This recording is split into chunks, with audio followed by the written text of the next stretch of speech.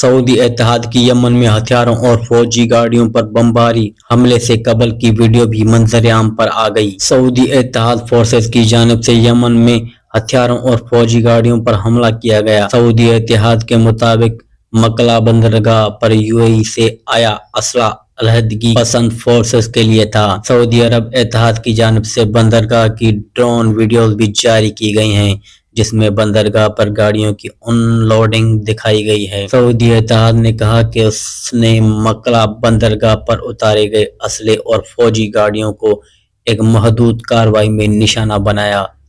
یہ کارروائی اس وقت کی گئی جب 2 بحری جہاز بغیر اجازت بندرگاہ میں داخل ہوئے اور مشرقی یمن میں سدرن ٹرانزیشنل کونسل کے لیے اسلحہ اور عسکری سامان اتارا گیا۔ اتحاد کے ترجمان کرنل ترکی المالکی نے بتایا کہ یہ دونوں جہاز 27 اور 28 دسمبر کو فجرہ بندرگاہ سے روانہ ہو کر مکلا پہنچے، تاہم انہوں نے اتحاد کے جوائنٹ فورسز کمانڈ سے کوئی باضابطہ اجازت حاصل نہیں کی۔ انہوں نے کہا کہ عملے نے اسلحہ اور فوجی گاڑیوں کی بڑی مقدار اتارنے سے قبل جہازوں کی ٹریکنگ سسٹمز کو بھی بند کر دیا تھا۔ ترکی المالکی کے مطابق یہ کھیپ حضرموت الحمراء کے صوبوں میں تنازع کو ہوا دینے کے لیے تھی، جو کشیدگی میں کمی کی کوشش کی کھلی خلاف ورزی اور اقوام متحدہ کی سلامتی کونسل کی قرارداد 2016-2015 کی بھی خلاف ورزی ہے۔